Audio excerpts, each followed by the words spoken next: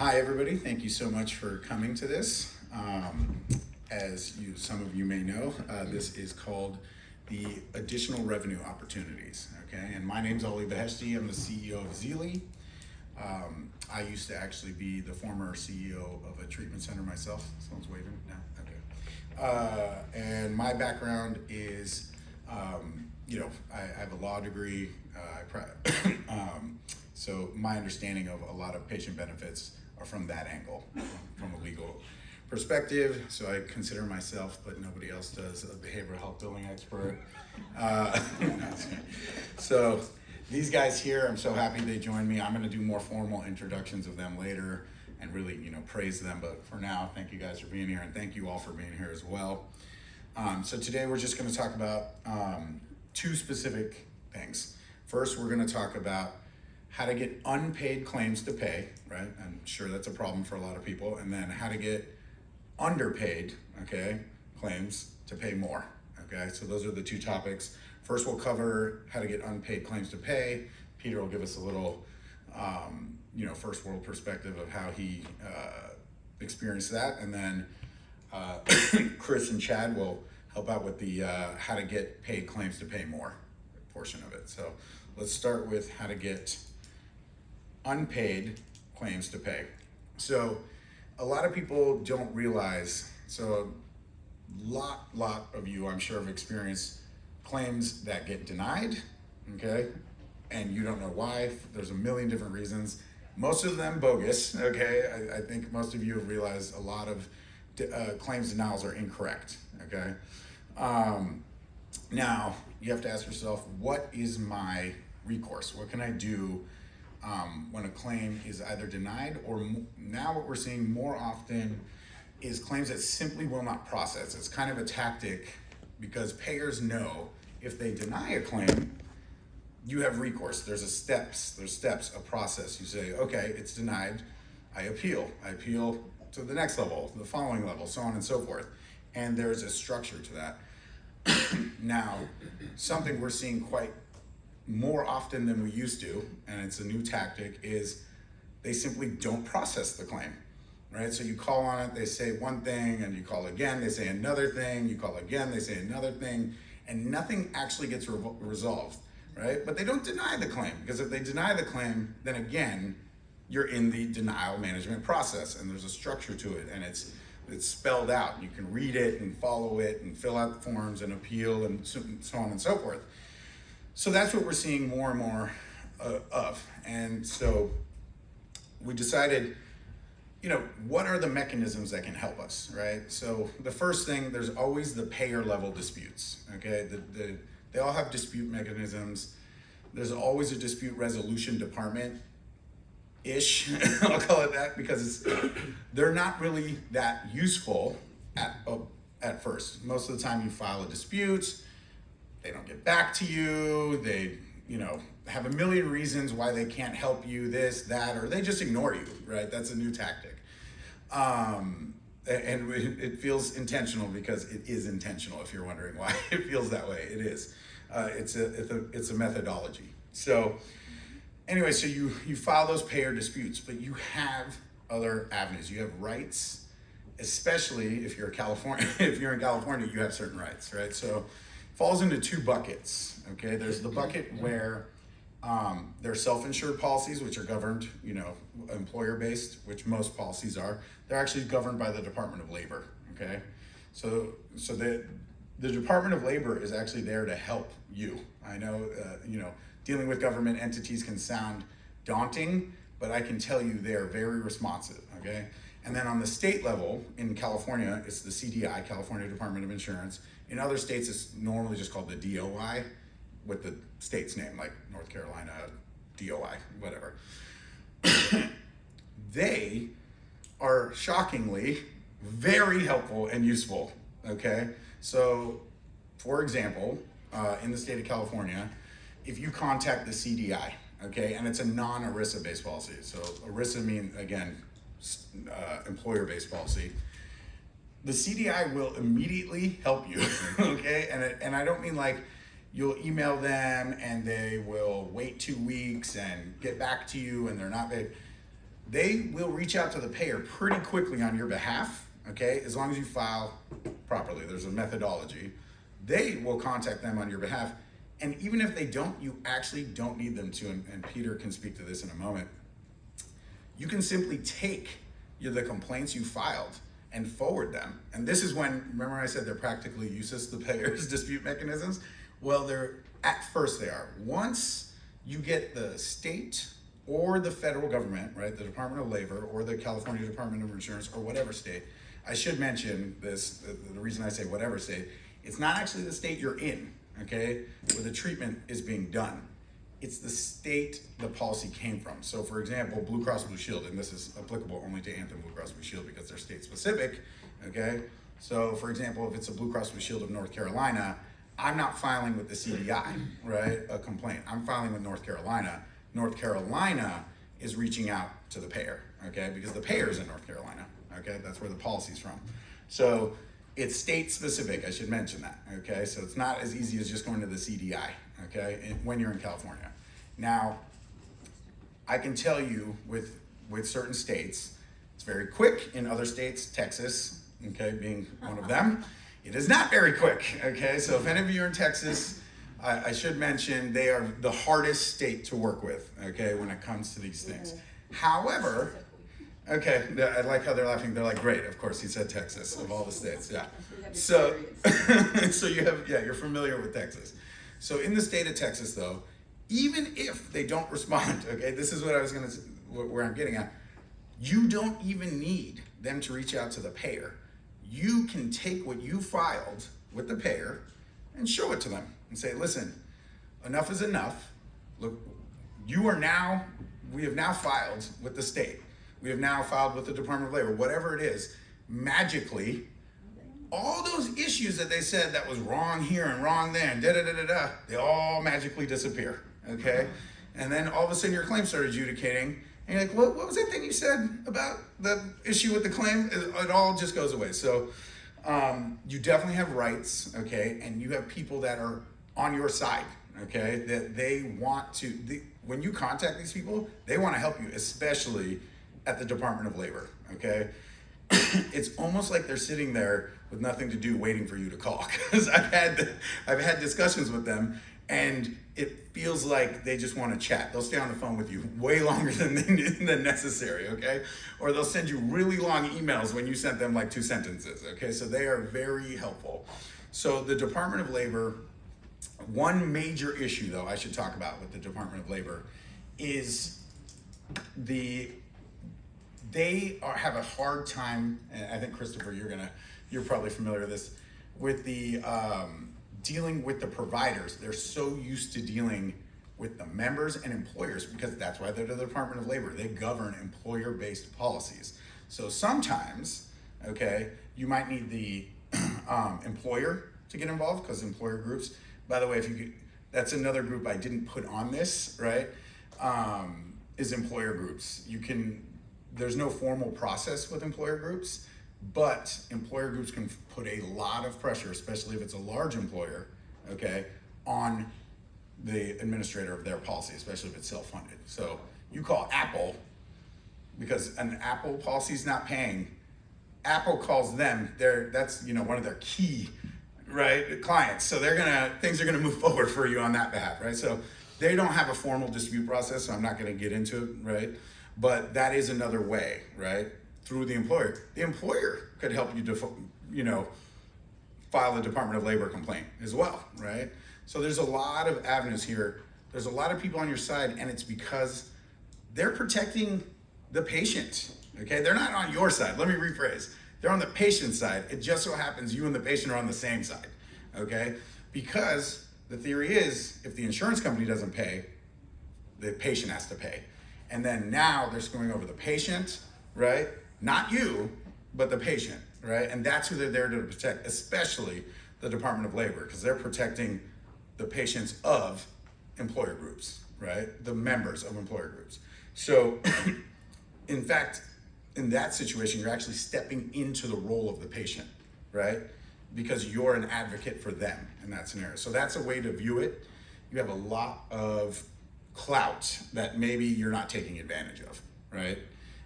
And there's formal processes, and we'll talk a little bit about those. But before I do that, I'd like to introduce Peter Gates. He is the Chief Compliance Officer of Infinity Group, and he has 7 years of behavioral healthcare experience. He's, I would say, lightly, would be calling him an analytics expert. He is an analytics nerd. Is that more appropriate? I feel like analytics nerd would be more accurate. He's got a bachelor's in business administration from Cal Poly. And Peter, you want to just kind of tell us your experience with unpaid claims? Sure. It's on. Just give me a second. So the process that we go through in the Zealie portal for billing for all of our facilities is analyzing data, of course. And one of the things, we look at a lot of things, whether the bill gets billed, levels of care, authorizations, all of that. But the 30,000 foot view is the aging AR, like what's happening. So in the Zealie portal, we're able to analyze the aging AR in buckets, right? 0 to 30, 31 to 60, 61 to 90, 91 to 120, and so on. And that's something that we look at really closely, analyze it month over month, and see what's happening. As long as you're billing similar to what you were the month before, it should all be adjudicating. And what we look for is it backing up in buckets, right? And the sort of case study or instance I think Ali wants to amplify here is we had a case where we had AR backing up in 90 days, 120 days, up to a year. And it was, so what we do is we take the data, what I do is take the data and export it, and really start to break it up, like why is it backing up? Payers, dates of service, levels of care. And we were able to analyze in this particular case, a certain payer, certain level of care backing up significantly. So we look at the notes, why aren't they paying? Like Ali alluded to, maybe a denied claim, resubmitted, an appeal, back an appeal, no notes, nothing happening, and it's really maddening. And as much work as we put into patient care, patient safety, programming, we need to get paid. So it's maddening, and it can get scary, right? And it's really started to back up. So I said, Ali, what are you going to do about this? That's exactly how it I'm pretty tough on it. I'm going to go as easy as I can. We've been working together for a long time, so I take the liberty. I'll try not to do it too much here. So what are you going to do about this? I mean, we need to get paid. So he came up with this idea of a complaint to the Department of Labor and a complaint to the Department of Insurance. And our experience has been, don't be scared of that. It's not going to get you in trouble, right? I mean, that's what some facilities would be scared to do that, but we're entitled to it. We didn't do anything wrong. We did everything right. We want our money. So they filed the complaints, and I said, great, Ali. So I know what you're going to tell me next. 8 to 10 weeks, right? And it's really, 12 to 18, if never, right? Yeah.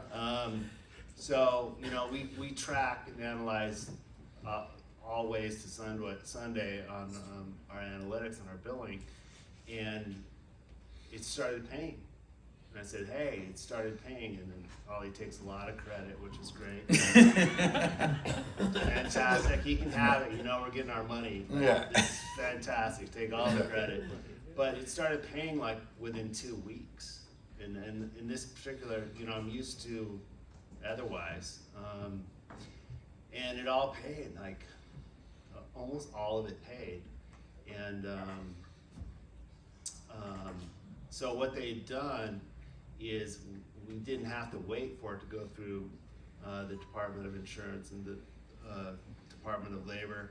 They made a photocopy of everything they submitted, and they showed it to us, real transparent. And they had sent that to the payer, and I guess it scared the payer, what have you. I mean, we've been through situations like that with payers, and they will pay, and we deserve to get paid. So that was our experience, and yeah. Yeah, thank you, Questions Peter. afterwards, or? Yeah, questions at the end if you have questions regarding that. Thank you, Peter. So, Sure. Peter, is not exaggerating. He called me and said, "What are we doing about this?" But this was that scenario I was talking about, the one he's bringing up. These weren't denials, right? If it was denials, we have a process for that, right? These were literally claims that one excuse after another why they weren't adjudicating, oh, this and that. They weren't formally denied. If they issued a denial, we could have done something about it. The problem was we are seeing this new tactic where they're just not processing the claim. So there's no formal recourse. There's nothing, I can't read through their guidelines about how to deal with a just claim that won't process, right? So at that point, and I can tell you in the letters, what I just said was in the letters. I was like, this seems intentional, right? Had they denied, this is the process, and I lay it out for them, but they won't deny it, so they're not allowing me the process to go through the appeals process, right? So you can't start an appeals process until they deny a claim, so they just don't bother denying the claim, and that's what happened in the scenario Peter's talking about. And so, I mean, it was shock. I was even shocked how quickly it worked, right? As you can imagine, within weeks, we had sent out for all our clients thousands of letters on claims that were just floating in limbo, arguing and then speaking with the Department of Labor, speaking with the Departments of Insurance. Every state's different. Sorry, Texas, yours is the worst. Yeah, but the Blue Cross Blue Shield of Texas is scared of your department. So even though they move very slow, I can tell you BCBS of Texas does fear your state regulators. So they're just incredibly slow. Add Go a ahead. little bit to that. Yeah. One thing you may or may not have noticed, that not only did they pay the claims that weren't being processed, they looked at all the ones that were in denial or were in appeal with medical records, and those started paying. Yes. Sort of shook it. Yeah, it kind of like shook the tree and everything started falling out. Yeah, so there you have recourse is what I'm telling you. It's not, you don't just keep calling and doing the same thing over and over and again and expecting a different result, right? You have to think outside the box. What can I do? Who can help me, right? And there's a lot of people that can help you, right? I named three, right? The Department of Labor, the Department of Insurance, the employer group, even the member, right? Because the member, again, this is all about getting these claims to pay is about protecting the member. And that's what all these, they're not happy to pay the facility. They're happy to prevent the member from being subject to this huge bill, right? Because their insurance company refused to pay the provider that provided the healthcare services. That's who they're there to protect. So it's just, I feel like a lot of times people come to me and they're like, oh, it's helpless. They just won't pay and da-da-da-da.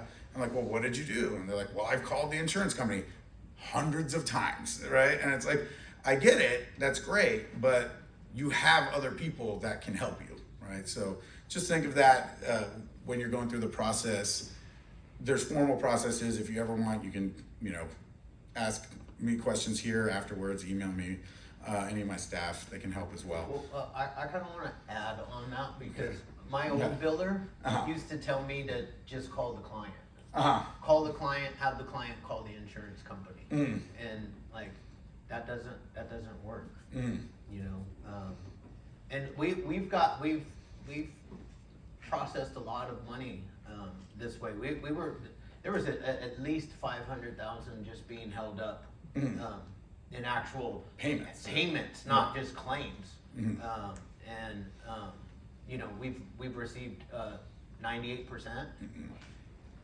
So this process does work. So definitely recommend it. So thank you for that, Chad. So we'll move on now to, so that's unpaid claims, how to get unpaid claims. That's actually a smaller problem. There's a bigger problem in this sector, and that's how to get low paid claims to pay. So there's actually more money, I always tell people, probably not in your unpaid claims, right, additional revenue, but your underpaid claims. And the reason so many claims are underpaid, okay, and you guys, there's a million reasons, right? But so let's talk about patient protections. So before I even get into this, I want to talk about ERISA and patient protections and employer-based self-funded policies, okay? And just employer-funded policies altogether. They make up a majority of policies in this country, okay? By far and away, all right?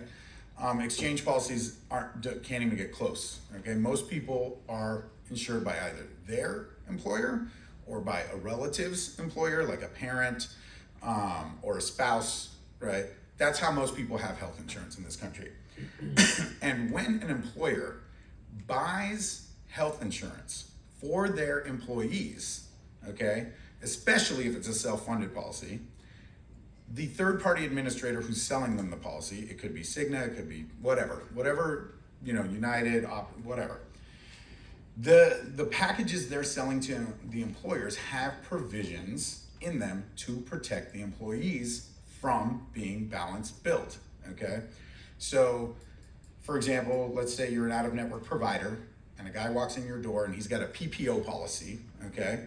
And you bill it $100,000 and United decides to pay you $10,000. Well, you have the right to balance bill that patient for $90,000. You're not subject. So we look at policies and you're like, oh, the out-of-network deductible is $5,000, the out-of-pocket max is $10,000, the most I can bill this guy is $10,000. Well, that's not true. You didn't sign a contract with the insurance company. That you have to enter into a contractual agreement to be subject to that cap. In reality, you could bill that patient $90,000, right? So, to prevent you from balance billing that client, there are provisions when an employer buys health insurance for their employees to protect them that states if you negotiate with either the third-party administrator or the payer for additional revenue in exchange for promising not to balance bill the client, we will pay you more, okay? And in fact, those provisions are clear in many of these benefits packages where you read them, where it even tells you how much they can negotiate up to as a percentage of billed charges in exchange for you, okay, promising not to balance bill the patient, okay? And this is about patient protection, okay? That's all this is about. So many of you are probably familiar with multi-plan agreements, okay? Or any third-party administrator, but the most common third-party administrator is multi-plan. And they own pretty much every other TPA at this point, right? It's like becoming a monopoly. In fact, I believe they're in litigation, calling them a monopoly at this point. So if you read your multi-plan agreement, first off, you're like, why did these even exist? Why does this third party, because people go, I'm quote unquote in network with multi-plan. I'm like, that's not a thing, right? That's a misnomer, right? You're not in network with multi-plan. Multi-plan is a third-party administrator that's administrating a lot of the policies that are coming through your door, United Healthcare, Cigna, whatever it may be. Aetna, another one, a common one. So why would, insurance companies even have these third-party administrators? Why did these contracts exist? And again, it's about patient protections. If you look at the multi-plan agreement that you're signing, it's specifically stating you cannot bill the patient the difference between what was billed and what you were paid. You can only charge them their deductible and out-of-pocket max. That's it. So if you entered into a contractual agreement with multi-plan, now you are subject to a contract, right? This is how we got around the fact that you're not in a contract when you take a PPO. They're like, okay, let's get them to enter into a contract. And so for example, many of you, if you have all levels of care, you may have noticed that somebody enters in a Cigna or United typically, and at detox and residential levels of care, multi-plan prices the claim. Let's say the most common multi-plan contracts are 75% of bill charges. That's the most common one out there, right? So they're pricing you at 75% of bill charges. If you look at the EOB carefully, on it, it will say, but not all of them, but most of them, they all should say, in the remark codes, it should say, do not balance bill the client. This was priced by whatever third-party administrator. We'll use multi-plan as an example. Now, imagine this trend you may have noticed. Then the same patient steps down to PHP and IOP. This happens all the time. They stop paying 75% of bill charges. They start paying you terrible. You're like, wait, I thought this was a United governed by multi-plan. How is it possible if they have patient protections? And by the way, what I'm showing you on the screen here, okay, is a multi-plan logo on the back, and you probably see a First Health logo as well.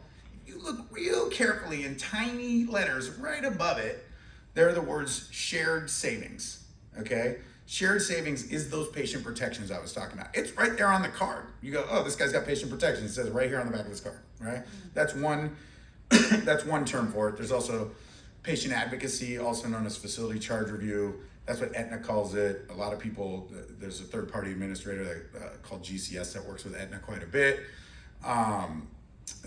where they're very obvious about it, that these have patient protections, this is how it works. Their contracts, if you read them, are very clear how much they can negotiate back up. They even have tiers. They tell you what tier in the negotiation it is, and you can get this information on the front end out of a verification of benefits. So anyway, so they're telling you, a lot of times it's right there in front of you. This guy's got patient protections, okay? Now the question is, how did they get away with not adhering to those patient protections at those lower levels of care, United and Cigna? And they do it at higher levels of care, and Chris is very familiar with them trying this on higher levels of care. But they do it there too, but we're seeing it more often in lower levels of care. So if you look at those EOBs, you'll see they use some random third party who didn't adhere to your contract that you had signed, and that third party who priced that claim used some calculation that you've never heard of, right? And, that they have a database worth $100,000 that we could all buy access to for just $100,000. So, and you can see how they calculate these rates. Now, what happened to that person's protections? They still have those protections in place. So after you get paid, you can go back to either that payer or that third-party administrator and get them to reimburse higher. Again, you enter into a contract stating that you will not balance bill that patient because that patient has a patient protection plan, okay? So it's very important to understand your rights in these situations and what are the processes. These processes are very complicated. Unfortunately, the payers will not transmit to you electronically the remark codes that correlate to the benefits packages of the patients. However, they will imprint them on paper EOBs. Now, it can be very arduous to map out every single remark code and find out what correlation do these remark codes have to benefit packages, right? I mean, this is what we do, right? And these guys are familiar with the process because I've explained it to them to death over the years, but that's how it works, right? So it's, again, similar to what we were talking about, unpaid claims. You have rights that are governed right there in writing, in legislation, in the packages that the employer is purchasing. There is a lot out there. And so the way we do it, right, is it's EOBs. Unfortunately, data sets, electronic data sets, like I said, cannot be transmitted, okay? The remark codes need to be extracted from actual EOBs, right? Whether they're paper EOBs, portal EOBs, even Availity has remark codes in them. Then once you get that, what we do is we create a database and we correlate those remark codes to benefits packages in our database. And we say, okay, when Cigna says this in this situation, it means this, therefore they have this type of benefit package, therefore the max offer we can get in additional revenue for this service is X dollars, right? And that's how you know, right? Then we isolate those claims, we take them out, right? And then the negotiation process starts. This is a slower process, okay? So when he was saying that 12 to 18 weeks thing, that's what he was referring to. I'm like, it's gonna be 12 to 18 weeks. Just hold on, it's gonna come. But when it comes fast, right? So, and then after that, you'll see the additional payments coming in, and the EOBs will come in, and you'll see the initial payment, then you'll see a little, a much higher payment. So typical is gonna be like, $900 for, IOP or something. And the original time it paid $300, so it'll just say 900 minus 300, here's $600 extra dollars. Do not balance bill the patient, right? Like very clearly, you can now not balance bill the patient, okay? So that's where the post-payment stuff comes from. So let me introduce Christopher, who's gonna kind of talk about his experience with this component, okay?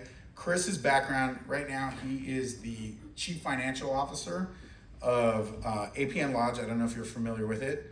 It's a big facility out in Colorado. They're expanding, just like Infinity Group is major expanding. We'll talk about that in a moment. He used to be with Molina Healthcare, so he understands both sides. He's got finance. Oh man, he got booed. I got hurt. No, I'm just kidding. So he's on the finance, the strategy side, and he's definitely a great leader of his team. You've met probably a few of them running around here. He's got a BS in accounting, okay, and an MBA in healthcare management. So he kind of knows the sector well. He's had quite a few years. Chris, am I hyping you up enough? Is that enough? Okay. All right, you go. Too much. All right. Yeah. So could you tell us a little bit about your experience with what we refer to it as Zealie boost? It's because we boost your revenue. So could you just give us your experience? So when Ali approached me about their boost program, it seemed intriguing and interesting. And like you mentioned, I come from the acute care side and have some experience on the payer side as well. So it really seemed intriguing to me because I'm on the payer side, he's talking about the TPAs and that sort of thing. And so he's talking about being able to take advantage of certain provisions and in the employees' benefits and stuff like that. And what we used to do on the payer side to short pay or underpay claims, I'm quite familiar with. And when he told me, hey, we can take advantage of some of these same opportunities and get them to pay additional, it really got my mind spinning. And so I was surprised to hear that it can go in the reverse, seeing that I've been, on the other side of that equation. So I'm like, well, if you can do it, man, let's, show me. And so, sure enough, it's been almost 2 years now, and they've been able to reprocess thousands of claims for us, and the revenue has grown along with it. And when you're a CFO and you're bringing in revenue that wasn't really budgeted, and your cash, you're blowing out your cash goals of 5 per month, you look like a hero. So, so he really has my attention now with this program. So if you have an opportunity to at least explore it or whatever, I would say look at it, especially if you're a revenue cycle minded individual, or you work that side for your company. At least take a look at it. It might work out for you like it has for us. So. Thank you, Chris. And no booze on that because he's on the right side. So now I'm on the right side of the so world. So and the great thing about Chris is he understands. When I explain the other side, he's like, I know exactly what you're talking about. We used to do that, what you're saying. And I'm like, okay, good, now that you know. And then he understood, okay, these same provisions exist to benefit us as well, right? If they can use fine print, we can use fine print too. We just got to read it, document it, there's a lot involved, obviously. So this one's just a case study of a smaller facility we did. We were able to find about $2.6 million of claims that we thought were, these are unpaid and boost claims, so post-payment. We got about 2.1 to 2.2 to reprocess for an additional about 538,000 for them the first time we went through. So this is the type of, it's typically gonna be, it's not gonna be all your claims, right? It's gonna be, majority are gonna be commercially funded, self-funded, employer funded, right? Or just employer-based policies. Very few, that's for the underpaid claims. The unpaid claims is gonna be both buckets, both employer-based and non-employer-based policies. They're using the same tactics not to pay claims. And in fact, it's a little more aggressive when it's not an employer-based policy because it's actually the payer's money. When it's not self-funded, with a self-funded policy, it's somebody else's money that they're dealing with, right?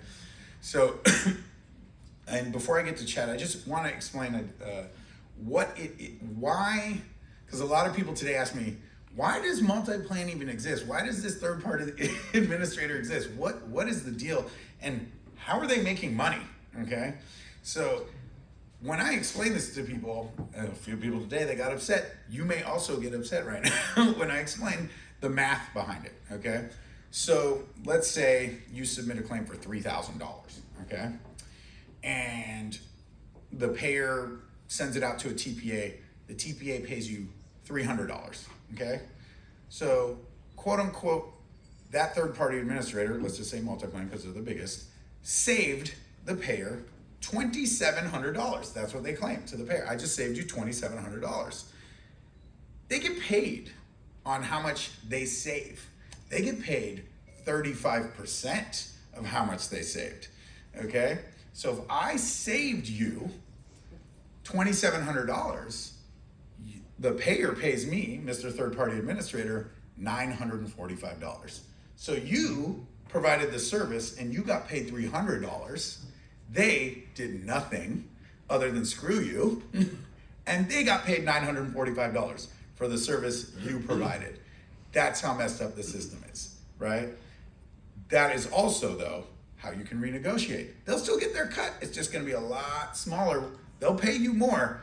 And they do, what they really don't like to do is send it back to the payer to negotiate with them, because you can do that too. You can tell them, all right, if you're not willing to negotiate, release it back to the payer, I'll negotiate with them. And they're like, whoa, whoa, whoa, whoa, because then they lose everything, right? So now they're like, okay, I gotta get something, right?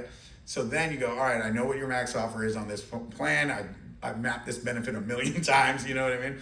And they give you what the max offer is gonna be, and they still get their cut. It's a whole lot smaller cut, because if you get that, $300 up to $2,000, now they get 35% of $1,000. So a moment ago they were getting $945, but they'll take that $350, right?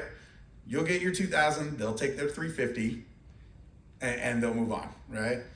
But the first time before that negotiation, they got $945 and you got $300, right? So think of that when you're providing the care, and then this guy comes in and screws you over. He's getting paid quite a bit of money for screwing you over, right? So anyway, that upsets some people today, but it's all right. You have the ability to fight back, right? There are provisions. So anyway, but that's how those TPAs get paid. If you're wondering, how are these guys making so much money?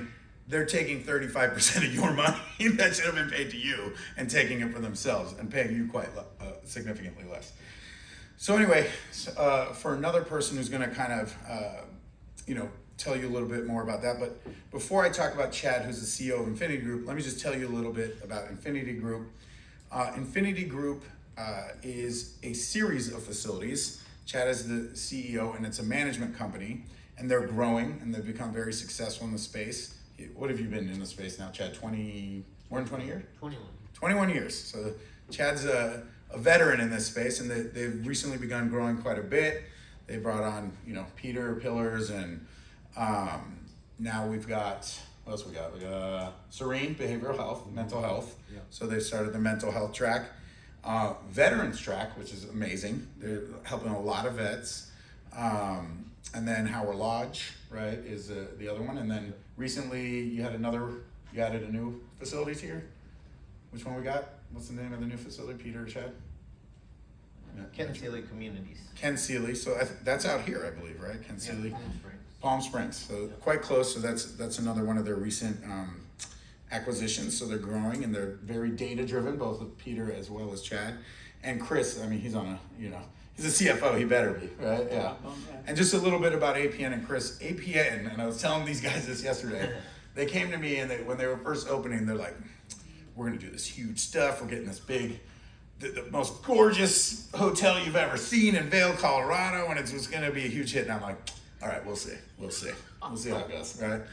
They are now one of the, they are probably one of the biggest in Colorado at this point, yeah.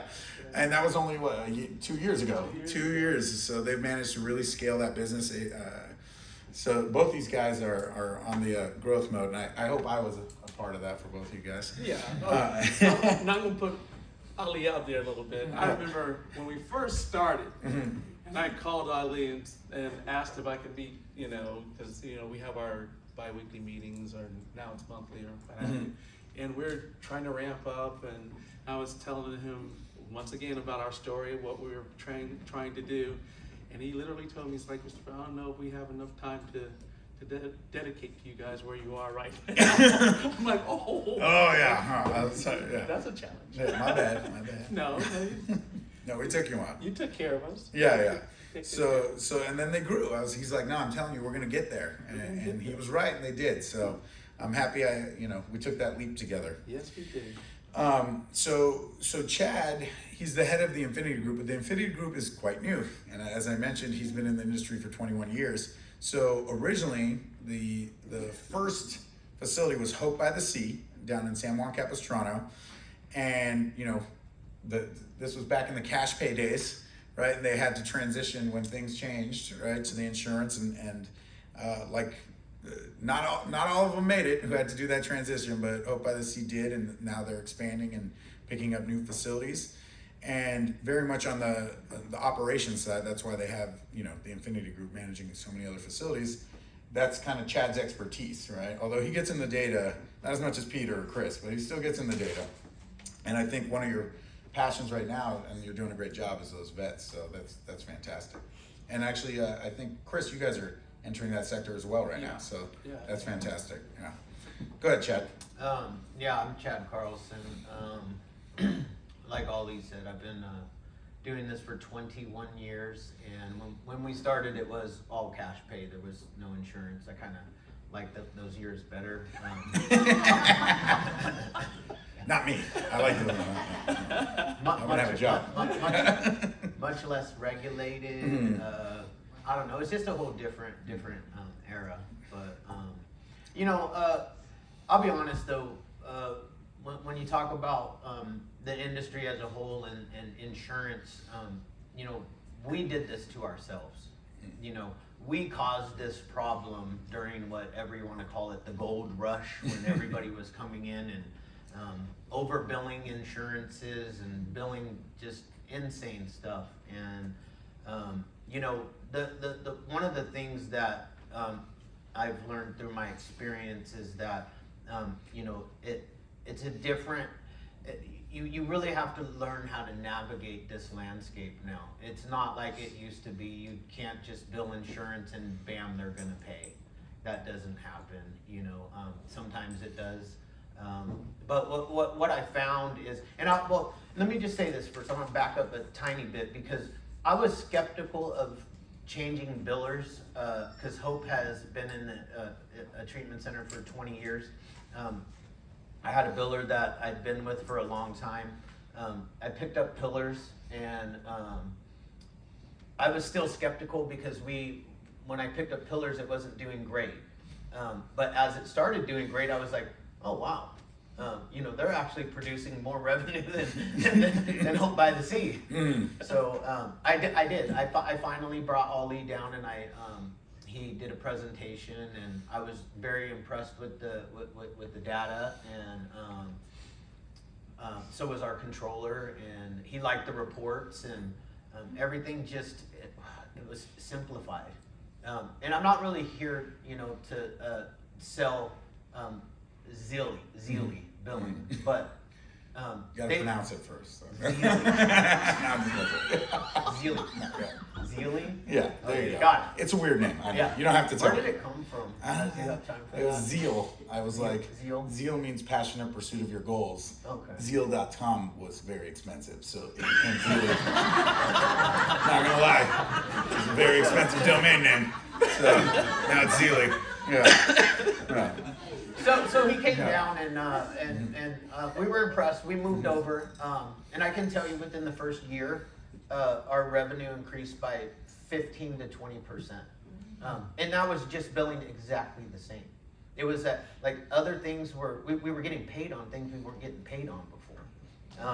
I think for my old claims, 93% of them processed and paid. From my old biller. That we took over that were unpaid. Yeah. Yeah. So that's that. But I had the same experience as Chris with the boost. We started boosting, and as you all know, all of a sudden within the last 18 months, 2 years, payers are dropping what they're paying you for PHP and IOP. And I'm not going to give any specific names. Yeah, not on camera. Not on camera, at least, yeah. But it's happening, right? And I feel like everybody kind of knows about the rebilling of the Aetnas. That's always been a thing, Yeah. right? I think even my old biller did that. So that's always been a thing. But Ollie brought this to me, and I was like, all right, well, you know, I'm always a little bit skeptical of anything, just how I am. A lot I mean, skeptical. I am until I see See results. Yeah. You know, Results, yeah. but it's like, what did it hurt me? He was Yeah. doing all the work, you know, so it didn't really hurt me any. We've been doing it for about 18 months, millions of dollars in claims, and have recouped well over $1 million in extra revenue from this. You know, so it works. You know, it works. And I mean, I was thinking about the stuff. I would have rather have talked on what the topic that Peter had, because I was really pissed, and I'm Yeah, he going was to mad. say the name of the insurance company that wasn't paying us. It was UMR, and they were literally not paying Pillar's recovery. Yeah. But I could put a UMR over at Hope, And and they I were was fine, and yeah. it was processing in 45 days. Mm. You know, and it didn't make any sense. So, that's what happened with you know. Don't Pillars. worry, we'll edit that out. Don't worry. Oh, you edit the video. No, edit it's not a that problem. out when you. Yeah, so they don't come after video you. It's goes. fine. I'll be. Yeah. But yeah, Yeah. it was interesting, and they've been able to get us revenue that I feel like my old billers would have us write off. Mm. You know, just write that off. You're never going to collect it. You know, and that's not okay. Mm. You know, that's not okay. I mean, some write-offs are legitimate, just to be clear, but I would not ra- all. I I- can tell you that much. I Yeah. will tell you though, Yeah. I will rather work with the VA than private insurance. At this point. At this yeah, point, yeah. yeah. At this The- current. although, yeah, I mean, it was a nightmare at first. I think Like the Chris, VA you're does, doing the that now. VA does it right though. They automatically authorize you either 30 Mhm. days or 45 days of RTC. Yeah. You know, Right off the top. right off the top. And they're real happy with mental health, and they really care. You know, just I know they're not here, but just a shout out to them. They really do care about the treatment, because they will send you one person, and they will then call those people after the fact and talk to them about it, and they won't send you anyone else unless you have a positive experience. So, and it's great you guys are both pursuing that, because they need it. Yeah, and that's why it started. It started out of need. I know this is way off topic, but it started because the government was like, these people are waiting 6-9 months for care To get a bed. to get a bed. So these guys In filled the a dome- void in that the needed to, dome. yeah. And you know, And it'd be too late, right? So we've definitely had people help us out with that, and it's been an amazing process there. So just a little bit, Zealie, just a little more about Zealie. We do full service billing, right? But that's not all we do. We're not just an outsourced billing company. We work with a lot of companies that have in-house billing. Some of the biggest companies in the US. These are some of the big, at this point, you guys are getting there. But yeah, they are, we can work with in-house teams. We have no problem doing that. We've done that plenty of times. If you have an in-house team, obviously, we have no problem working with them. And again, I just want to thank these guys. Oftentimes clients, it's a business relationship, but with, these guys have been so great to come here, and we've had a blast, I think, at least I have, hanging out with you guys this weekend. And thank you so much for coming up here and speaking on my behalf. I can't tell you how much. Go ahead. Yeah, if I can just say one thing about Ollie and his team, as far as their responsiveness and their ability to, he approached me. I know I was kind of razzing him a little bit, but as far as being responsive and taking advantage of opportunities and telling us, hey, I see this for you guys. I see you guys reaching this goal. My job is to get you to this point because I see it in you. For him to approach me and my team and say, Christopher, hey, look, I know you guys just right here, right now, but I can get you to this point, and I will, and he has. So, and when we call or send an email, he and his team are like Johnny on the spot, and my team told me to let you know they appreciate it. All right, man. Well, I appreciate that. Yeah, you guys are great. So thank you so much again. We're gonna have Q&A right now. If anyone has a question, we're gonna have microphones go around. Just go ahead and raise your hand. Make fun of me. I don't care. It's fine. You can just grab a mic.